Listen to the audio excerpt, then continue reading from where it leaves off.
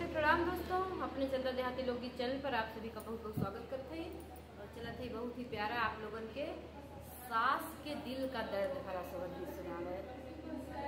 सास के बहू के लड़के होत नहीं है, सास बहुत दुखी है, वो भी बहू के लिए कितना आरज कर रहे हैं। तो अपने बहू खट्टी काव काव करत हैं, तो आप लोग जरूर सुनिए कि ऐसा सास सबके मिले।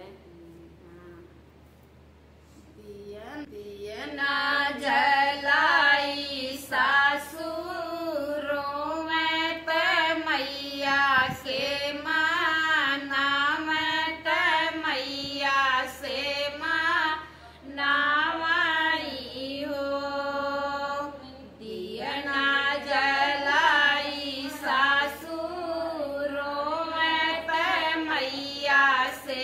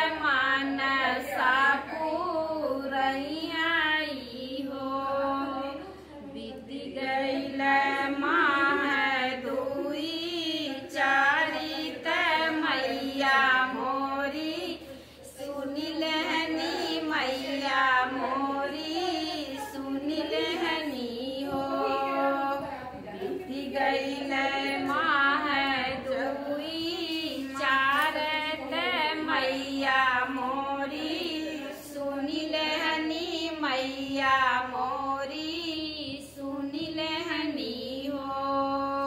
बहुअर भोरवा में खबर जनावत गरुए गर्भ से गरुए गर्भ से ही हो। बहुअर भोरवा में खबर जनावत गरुए गर्भ से गरुए गर्भ से न हो। बीत गए 8 महीनवा नवाए के लागत नवाए के लागत हो।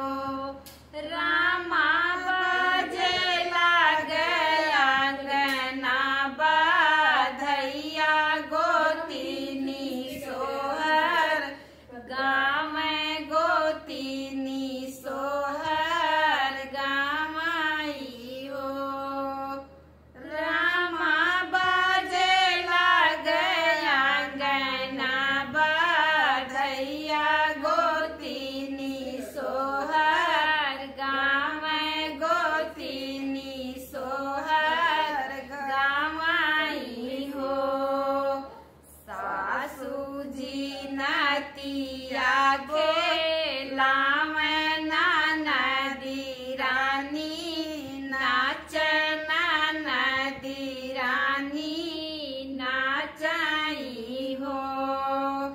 सासू जी नतिया के लाव नद रानी नाचन नद रानी नाचाई हो। रामा घूमी घूमी देरी का रहिया त देवते माँ गन भैन देवते माँ गन भैन हो। सासू घूमी घूमी देरी का रहिया त देवते माँ गन भैन देवते माँ गन भैन